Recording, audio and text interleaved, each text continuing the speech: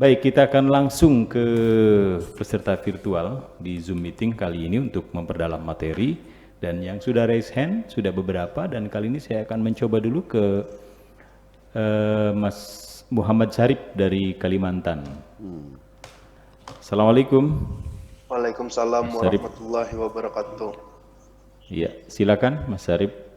Terima kasih saya telah diberi kesempatan untuk memperdalam kajian ini. Terima kasih untuk Buya Sakur Yasin yang selalu berbagi kebahagiaan dan sangat berani mengatakan kebenaran. Yang saya ingin tanyakan ini Buya. Satu, apakah aku, kamu, dan kita itu hanyalah ilusi dari diri kita sendiri?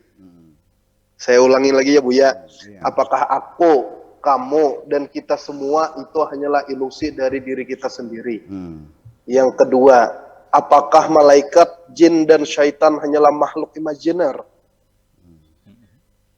Yang ketiga, dan bagaimana jalan menuju titik kekosongan atau kehampaan? Jadi gitu aja Buya yang saya ingin tanyakan. Maaf, yang ketiga dulu. Yang ketiga tadi bisa diulang yang ketiga. Yang ketiga, bagaimana jalan menuju titik kekosongan atau kehampaan? Ketiadaan, kefanaan. Ya. Iya, maksudnya kurang lebih gitu Buya. Ya. Jadi itu saja yang ingin saya tanyakan. Salah hilaf mohon maaf. Wabillahi taufiq wal hidayah. Wassalamualaikum warahmatullahi wabarakatuh. Waalaikumsalam Buya. warahmatullahi wabarakatuh. Iya. Ada 3 pertanyaan ya. Ya. Yang pertama apa tadi itu? Aku, Kamu, kita, dia itu apa? Iya, dalam bahasa Inggris namanya pronoun. Ya. Dalam bahasa Arab namanya domair atau domir. Dalam bahasa Indonesia namanya kata ganti orang. Ya. Aku, kamu, dia kata ganti orang. Bahasa Inggrisnya pronoun. Bahasa Arabnya domir. Ini beda filosofis bahasanya ya. Kita menyebutnya kata ganti orang. Karena aku ini adalah sang pembicara. Ya. Ya, disebut dengan aku menggantikan nama yang sebenarnya, namanya ganti. Karena ada tradisi di Indonesia, tutur kata anak-anak kepada orang tua itu tidak boleh mengatakan aku, tapi menyebut nama dirinya. Namanya anak itu namanya Hasan. Ini filosofis bahasanya. Namanya Hasan. Nggak boleh, Pak, aku mau pergi. Dilempar sama piring. Pak, Hasan pergi dulu ya. Menyebut nama dirinya. Hasan itu artinya dirinya. Ya kan itu. Pak Edi juga sama. Kalau mau Edi mah gitu. Menyebut dirinya. Itu sopannya begitu.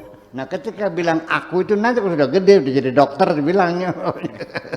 Orang. Makanya ketika aku itu menggantikan Hasan. Makanya kata ganti orang. Seperti itulah.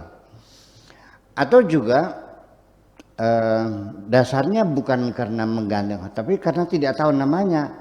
Ya kita sebut aja karena orang ketiga namanya dia. Ya kan begitu. Kamu, Anda. Dalam bahasa Jawa lebih lengkap, bahasa Sunda apalagi. Ya, kalau banyak bahasa Indonesia kan kamu saja.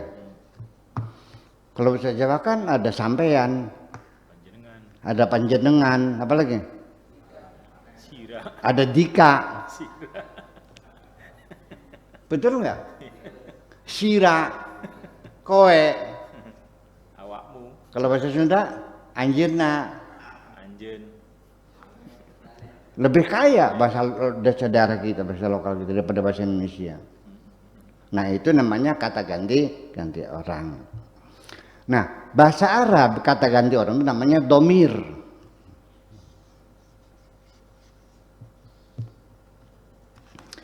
Dod mim ya domir, domirun, jamaknya domair, jamaknya domair.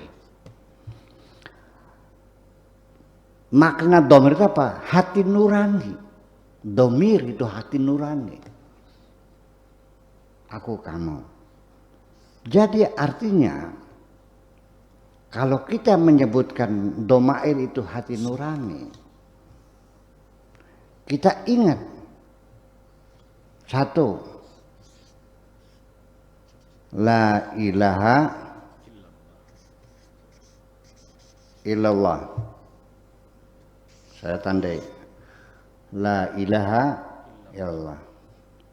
Ada lagi, la ilaha illa ana. La ilaha illa ana. Ada lagi, la ilaha illa anta. Ada lagi, la ilaha illa hu, illa huwa. Betul? Ini ana, anta, huwa, domir kan? Jangan-jangan Tuhan ada di dalam hati nurani kita.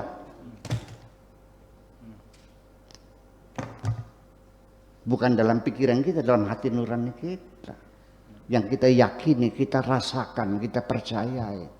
Kalau otak kan hanya regulator. Itu maksudnya.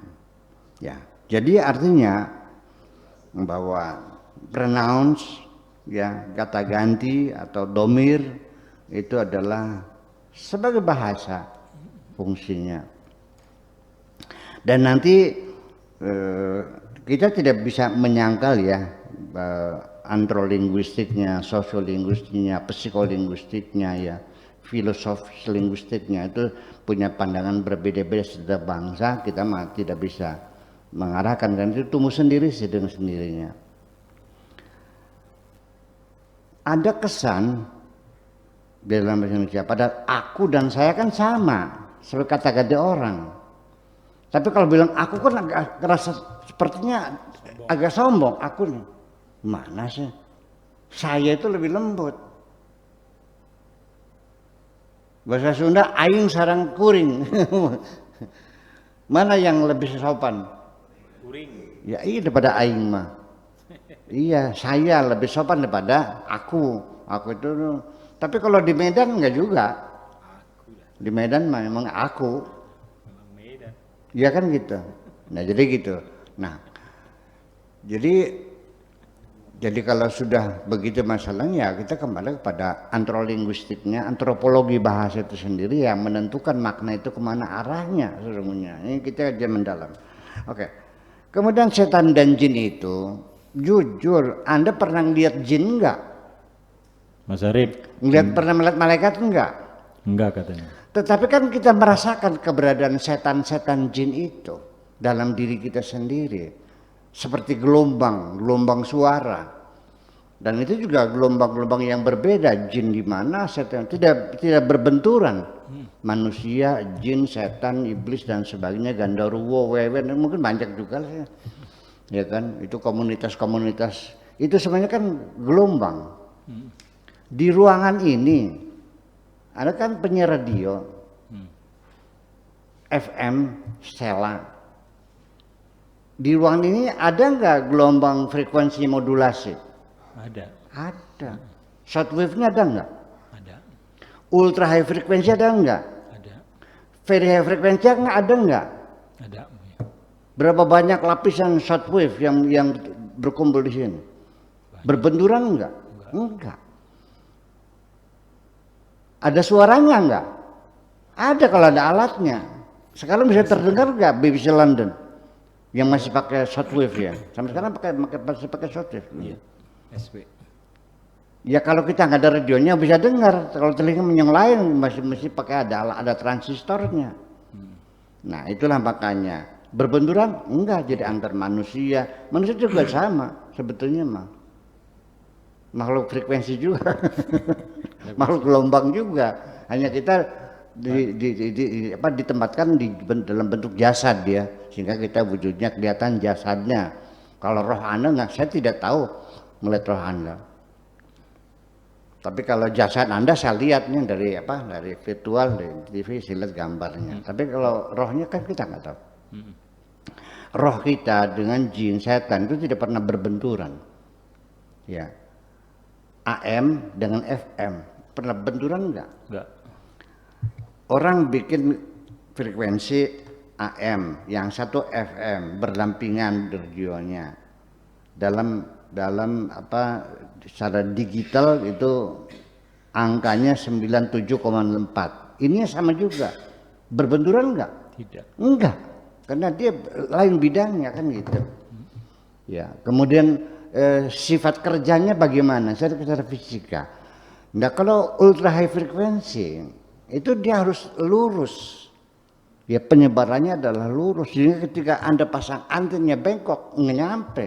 Harus lurus. Tapi kalau shortwave nggak perlu pakai anten begitu, cukup dengan kabel aja udah dia, karena dia gelombang. Kenapa shortwave? Karena gelombang pendek. Pendek itu artinya ya kecil-kecil gitu potongannya, sehingga dia lentur. Nabrak gunung dia naik. Kalau ultra frekuensi nggak bisa. Nabrak gunungnya buyar, hilang semuanya. Itu kan sifat daripada gelombang masing-masing kan kita pahami. Makanya setan dan juga gelombangnya berbeda. Ya selama ini kan beranggapan manusia jin itu kan dikiranya makhluk macam itu ya. Jadi walhasil bahwa yang digambar, tetapi sekalipun kita tidak bisa melihatnya, mendengarnya, tetapi kita rasakan kerja mereka. Anda pernah nggak terdorong untuk berbuat jahat, tergoda perempuan cantik, didorong oleh setan, tuh mumpung lagi sendirian tuh, cantik tuh, ini kayaknya pendatang baru nih, belum lama nih, bisik-bisik terus. Tapi kan malaikat kan juga membantu Anda ketika Anda masih sering sholat, masih sering menyebut nama Tuhanmu. Malaikat juga datang membantu, berbisik lagi, ya mencegah Anda jangan Anda lakukan, saudara Muhammad Syarif. Ya, jangan kau lakukan, ini lagi musim penyakit AIDS, kata malaikatnya. Terdengar nggak bunyi begitu? Terdengar dong. Iya. Kata setannya, ya pakai kondom aja dah. Iya, kata malaikatnya, kondom sekarang banyak yang bolong, bocor. Iya, udah nggak usah dah. Kamu tega mengkhianati anak istrimu, kan gitu. Kata setannya, ya didobel aja kondomnya. Kata malaikatnya, di mana enaknya. Terjadi dialog di dalam diri Anda sendiri antara setan dan malaikat, berantem berdialog. Nah, ketika dalam pertempuran dalam diri Anda itu hampir kalah Andanya. Sudah lutut bergetar, jantung berdebar, ingin berzina dengan perempuan. Anda sudah menduga akan kalah. Segera, jangan malu, jangan segan. Panggillah Tuhanmu, minta pertolongan, itu saja persoalan. Ya. Kemudian apa lagi yang tentang jalan menuju titik nol ke iya, ketiadaan. sekarang begini aja. Sekarang Anda sudah fana belum? Udah hilang belum? Nah, ketika Anda disanjung orang, ngerasa seneng nggak? Berarti masih ada. Berarti masih ada. Dicaci marah nggak? Iya, berarti masih ada. Ketika Anda sudah dicaci, disanjung sama, kaya miskin sama, sakit sehat sama, berarti Anda sudah mencapai tingkatan kekosongan atau kehampaan, bahwa Anda sudah tidak ada, yang ada hanya Tuhan Anda saja. Tetapi jangan diterusin, nanti kita dituduh pandeisme, dituduh wahdatul wujud, nantinya kayak Sakiti Jenar dibunuh orang lagi nantinya. Terima kasih, gitu aja. Baik, demikian Mas Syarif yang ada di Banjarmasin.